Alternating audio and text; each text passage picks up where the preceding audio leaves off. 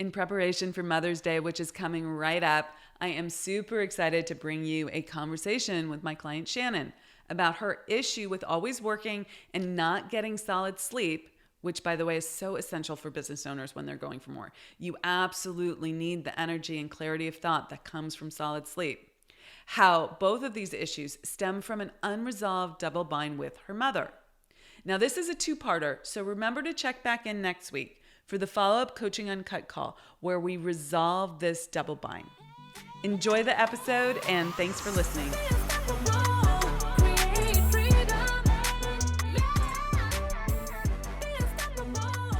Hello, hello. How are you? I am well. My financials haven't changed since yesterday, Okay. but I did do my follow-ups with everyone, and I should be getting my 11K tomorrow at 1:30, and I'm waiting to hear back in regards to the other 4,500 that I know is in the works. So, And is that 11K and 4,500? Would that change the financials? You weren't counting that in. I wasn't counting that previously. No, Okay, that will change fantastic. the financials. That will change the financials tomorrow. Okay, fantastic. Good for you. Okay. So we were talking about sleep, I believe. Is that true? Yes, we were. Okay. Is that what you would like to continue to discuss today? Yeah, I think so. Yeah. Okay. So tell me how that's going for you. Did you do it again tonight? Or last night? I did try it again last night.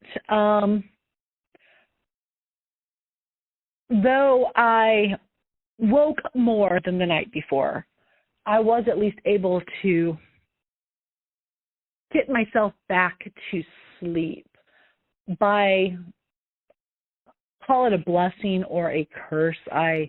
My body's pretty darn awesome that it knows time without seeing time. That I always wake up like 10, if I'm asleep, I always wake up 10 minutes for the alarm clock, et cetera, et cetera. So what I did notice last night is I had much more broken sleep than normal. I asked my husband how he slept, and he had mentioned the comment that he was pretty light sleeping also. But also, I ponder for myself if I was such a light sleeper last night because I was trying to be so cautious with my one dog that I had to go to the emergency vet last night to make sure that she wasn't itching her ears or banging into a wall with her e-collar. So I'm pondering if that's why I was such a light sleeper waking up quite a bit last night because I was trying to be aware of that. Okay. But so you were like Mama Bear there. Because I think that's why. Because what I'll say is, it hasn't been like it historically has been to where my mind just goes out of control when I wake up. I was able to get myself back to sleep, within about like 10 to 15 minutes, which is actually pretty good. Mm-hmm. So I'm having some positives on my sleep. I still don't remember the last time that I've ever slept more than 5 hours straight without waking up in some method. Mm-hmm. But at least what I've noticed, at least the last 2 nights of, I'll call it intentional sleep, when I wake up, I'm not up for an hour plus, laid in bed, just can't go back to sleep. Okay. And when you ask the question, there was one question was like, what's the point of me waking up every hour, right? Uh-huh. That was one question. But you didn't get an answer to that. Is that correct? I had an old echo answer, but I think it's a polluting echo answer. The echo answer, of course, being, you're not going to get everything done in, X many hours during the day. So, get up. I'm waking you up. You're waking up because you know that you got stuff to get done. Uh-huh. Okay. And when you say an echo answer, do you mean, I think that's what my subconscious is saying to me, and I know it's not consciously true, or do you think that that's not really what's going on? I think that's my go-to reaction when I wake up during a work day, during the work week. That if I'm up, I should be working. So I think that's the where I say it's like the echo, that where I'm able to subside it by trying to be able to go back to sleep. But that's normally one of my first. That seems to be the answer that I'm, getting. But it's, I don't know how to describe it. So I say it's not as loud as it was previously. So I don't think it's a real answer. That's what I was saying. I think it's more of an echo. I don't even know if I'm speaking English to you when I'm trying to describe what I'm saying. I understand. I'm just pausing to think here. So here's the thing. If you think at some level, subconsciously, that anytime you're awake, you need to be working, consciously, what do you think about that? Consciously, it brings on guilt. It keeps going back to, guilt of being self-focused instead of broader focused with the goals that it can have to other people. So if you're always working, you actually feel guilty about that, consciously. Yes, I do. Okay. So then we have a bit of a double bind.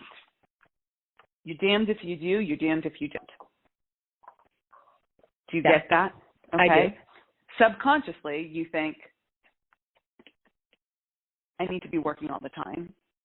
Consciously and probably somewhat subconsciously, you think, I need to be present for my husband, right? Yes.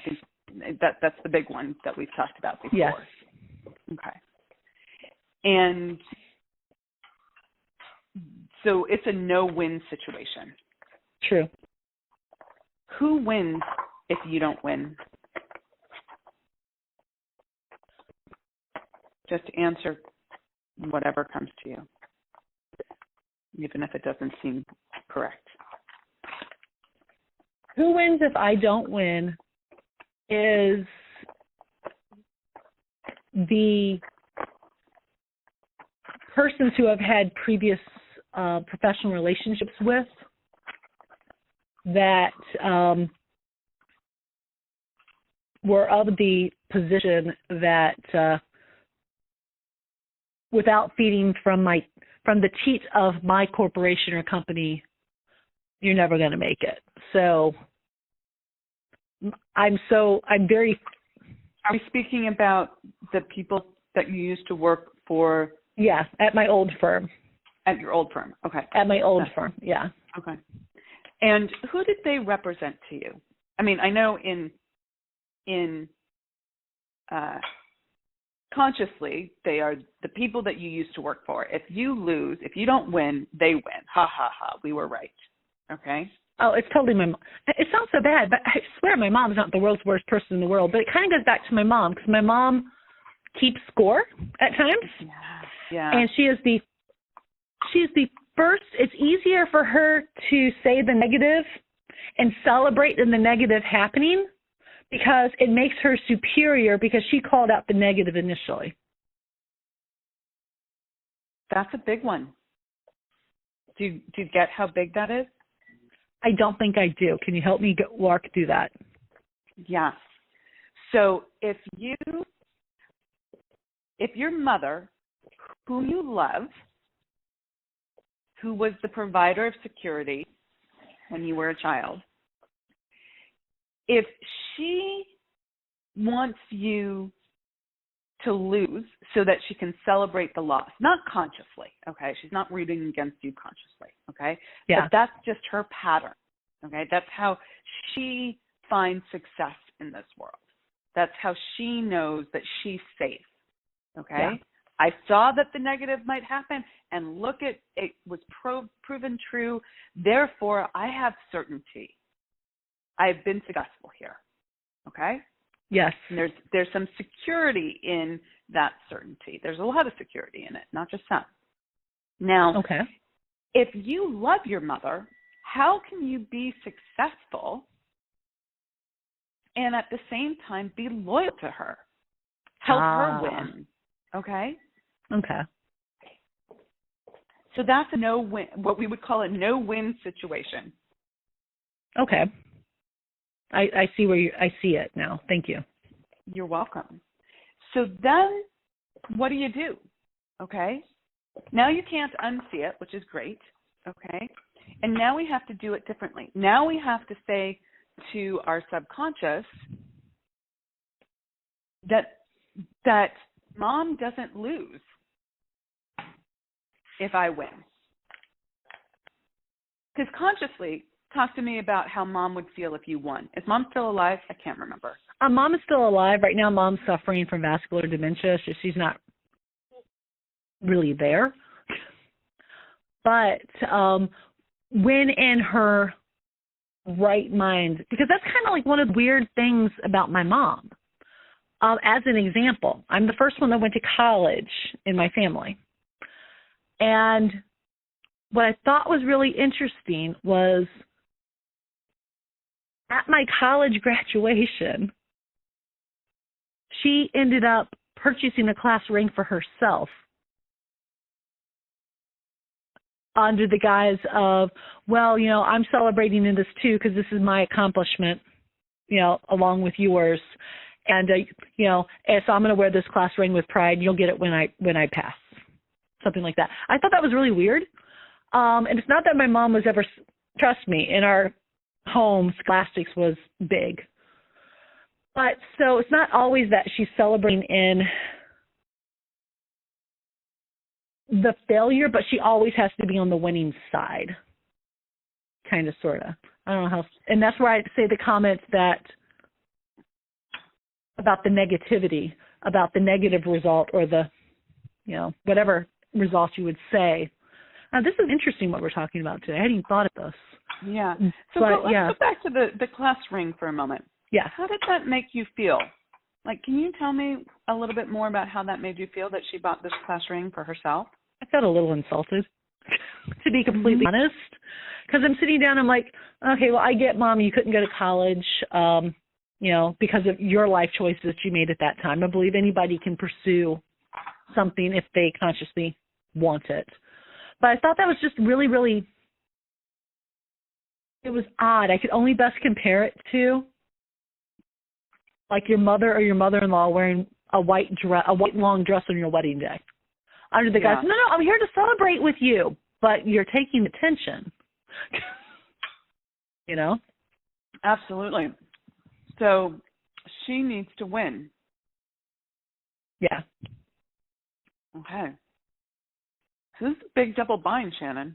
This is a really interesting double blind. Yeah. Yeah.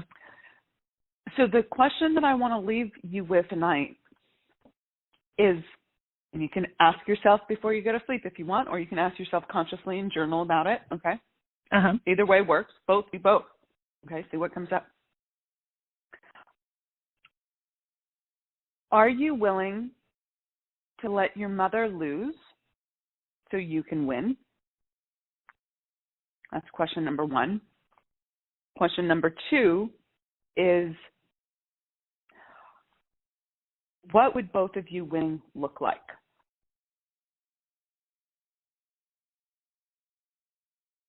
And I'm very curious what I end up coming up with the last one, because I can't just right now, as you say, what would both of us winning look like? I have a hard time seeing that just right now. So that's going to be a really interesting one for me to focus on, because whenever I think of a situation of, quote, both of us winning, is always the first thing that comes to my mind is the class ring. Yeah, which is not both of you winning, right? A different version of that event would be, hey, baby, I am so proud of you. I'm putting your graduation photo on the wall.